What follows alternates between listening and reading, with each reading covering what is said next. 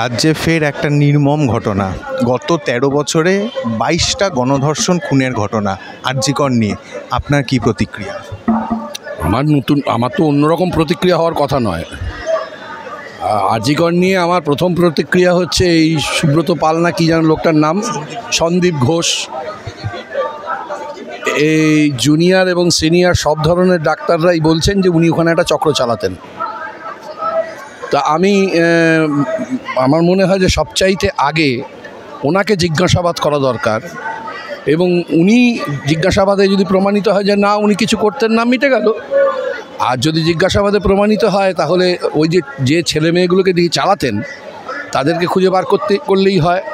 আর তা না হলে ওই ব্যাচের যে সমস্ত ছেলে মেয়ে আছেন বা তার নিচের তাদেরকে জিজ্ঞাসাবাদ করলেই হয় যে তারা কারা, কারণ ঘটনাটা ঘটিয়েছে তারা।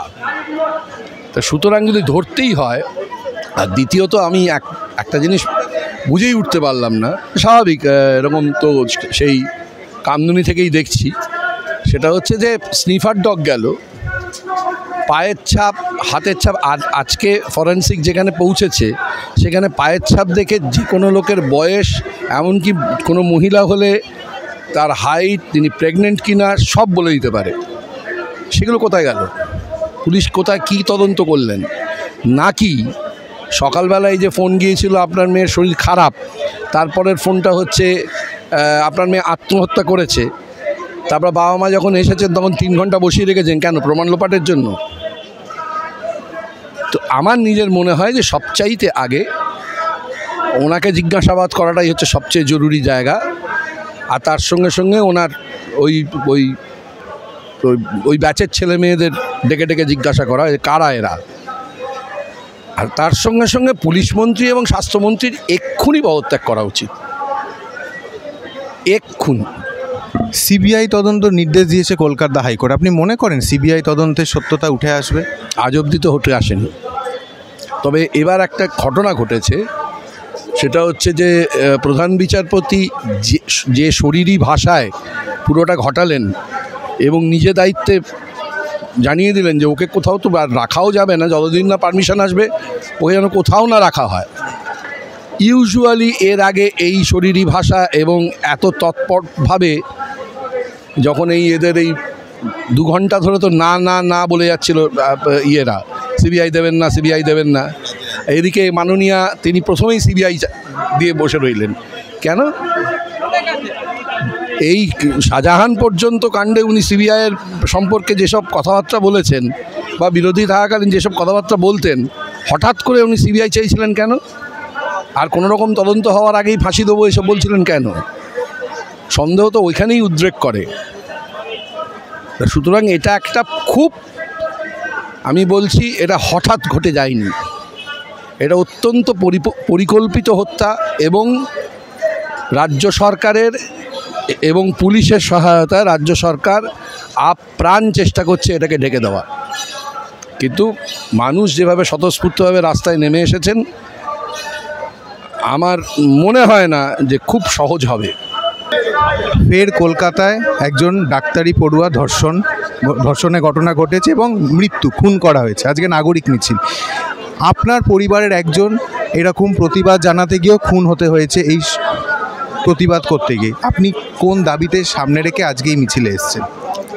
আমার এখন একটাই দেবে, মুখ্যমন্ত্রীর পদত্যাগ চাই। মানে ঘটনা তো একের পর এক ঘটেই চলেছে, উনি কোনো বিচার ব্যবস্থা করতেই পারছেন না, ওনার সে যোগ্যতাই নেই। আজকে যে আর.জি. করে যে ঘটনাটা ঘটেছে, আজকে তিলোত্তমা বলো আর যেই বলো না কেন, আজকে এত বড় একটা ঘটনা, মানে একে সাধারণ ঘটনা কেউ এত বড় বললেও আমার কাছে মনে হয় কি আমি ছোট হয়ে যাচ্ছি। মানে এত নির্মম একটা ঘটনা, মুখ্যমন্ত্রী বিচার ব্যবস্থা করতে পারেন, যিনি প্রশাসনিকের মাথায় রয়েছেন, তার যোগ্যতা নেই। তাই আমার একটাই কথা, ওনার পদত্যাগ চাই। আমাদের মেয়েদের আর জীবন যাক, আমি এটা চাই না। এইভাবে অত্যাচারিত হয়ে রাতের অন্ধকারে যে কোনো কাজ যেখানে যত গুগুর বাসা বা ওই শগুনের বাসা আছে সেটাকে খোঁজা হোক ওখানে যেখানে যেখানে মানে এটা তো একটা গুন্ডা দল নিয়ে উঠেছে। আমি প্রথম থেকে একই কথা বলছি যে এই যে সরকার এই সরকার হচ্ছে খুনি গুন্ডা তোলাবাজ এই নিয়েই ক্ষমতা এসেছে। আর মানুষ আমরা কত ভালো থাকবো, তা আমরা তো অনেক সহ্য করেছি। উনি নাটক অনেক করেছেন, নাটকটা বন্ধ করে একদম সহজ সম্মানের জন্য পদত্যাগটা করুন, এটা আমাদের চাওয়া। আপনারা বিচার পাননি, আপনারা দীর্ঘদিন এখনও লড়াই চালিয়ে যাচ্ছেন, মনে করেন এই ঘটনার কোনো বিচার হবে? না, কখনই না, কখনই বলেছি হতেই পারে না। সিবিআই দিয়েছে তো নাটক, সবই নাটক। এই সিবিআইকে পরিচালনা তো উনি করবেন, কারণ ওনার পশ্চিমবাংলা, উনি সব জায়গায় ভোটের সময় সব জায়গায় প্রার্থীতে উনি একাই হন, উনি তৃণমূলের একাই নেত্রী, তাই উনি সব কিছু জানেন। উনি যা জানেন না এ কথা তো এই যে ঘটনা ঘটে গেছে, এই যে আরজি করে কী হচ্ছে বা আরও কোথায় কি হচ্ছে, হসপিটাল তো একটা নয়, মেডিকেল আছে, নীলরতন আছে, এটা সব খুঁজে দেখা হোক। আবার কার যাবে, আবার কার মেয়ে যাবে, আবার কোন মেয়ে যাবে, আমাদের কার সর্বনাশটা হবে, সেটাকে আমি সাংবাদিকদের অনুরোধ করব তারাও যেন একটু সহযোগিতা করে, যাতে এই নির্মম হত্যা, নির্মমভাবে তারা গণধর্ষণ করেছে, এটা বন্ধ হোক। মুখ্যমন্ত্রী পদত্যাগ চাই, পদত্যাগ না করলে এটা আমাদের রোধ হবে না, বন্ধ হবে না, কিছুতেই হবে না, আমরা বুঝে গেছি। তার প্রতিবাদে সর্বস্তরের সাধারণ মানুষ, লেখক, শিল্পী, বুদ্ধিজীবী, কবি, আইনবিদ, ডাক্তার সবাই আমরা একসঙ্গে পথ হাঁটছি। আমাদের মধ্যে কোনো দলীয় রাজনীতির ব্যাপার নেই, এটা হচ্ছে মানুষের বাঁচার রাজনীতি, আমাদের নিজের পায়ে দাঁড়িয়ে নিজের কথা বলার রাজনীতি, মেয়েদের নিজের অধিকার বুঝে নেওয়ার রাজনীতি। এর জন্যই আমরা এসেছি, এটাই আমাদের সংস্কৃতি, এটাই আমাদের সাংস্কৃতিক লড়াই।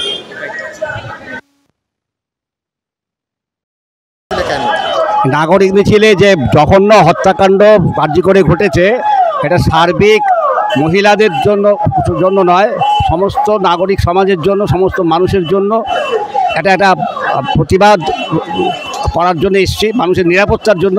এই রাজ্যে কোনো নিরাপত্তা নেই, এই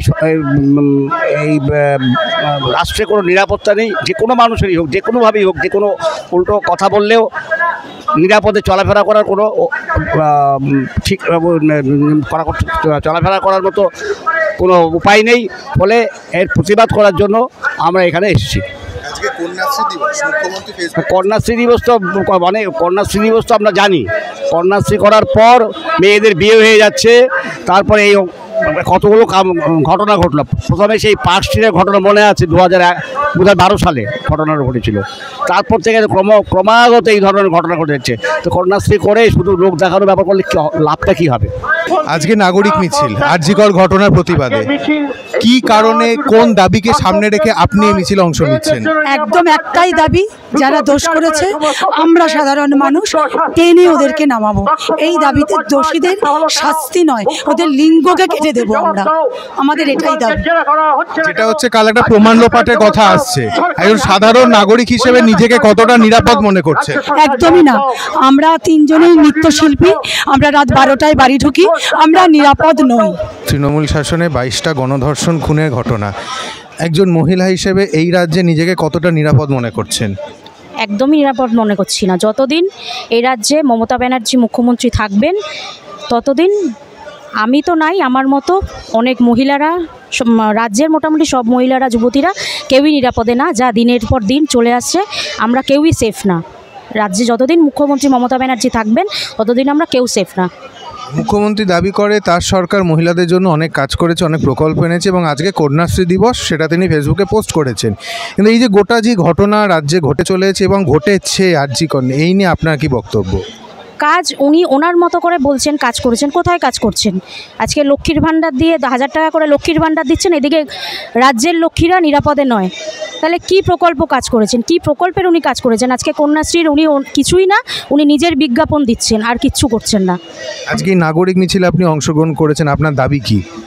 আমার দাবি একটাই, যেই মেয়েটি ডাক্তার চিকিৎসক মহিলা মারা গেছেন, তার খুনের সঠিক তদন্ত দ্রুততার সাথে হোক, যারা দোষী সেই অপরাধীদের ধরা পড়ুক, দৃষ্টান্তমূলক তাদের শাস্তি হোক, এবং সাথে সাথে এরপরে আর কোনো দিন যাতে রাজ্যে এরকম মহিলা নির্যাতিত না হয়, রাজ্যের মহিলারা যাতে সেফ থাকে, সেই দিকে যাতে আশা করব সরকার যাতে সেই দিকে খেয়াল রাখে, সেই দিকে দেখে, এটাই আমাদের দাবি। সমস্ত আর এই দিনটা যাতে আমাদের দিন আর দেখতে না হয়।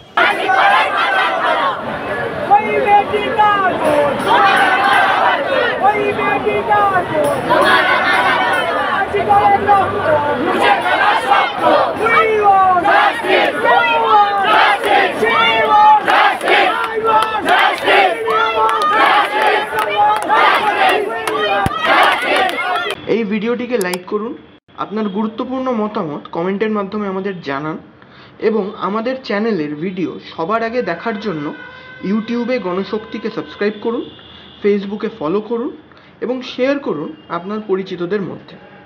আমাদের চ্যানেলে আপলোড হওয়া ভিডিও নোটিফিকেশন পেতে বেল আইকনটি ক্লিক করতে ভুলবেন না।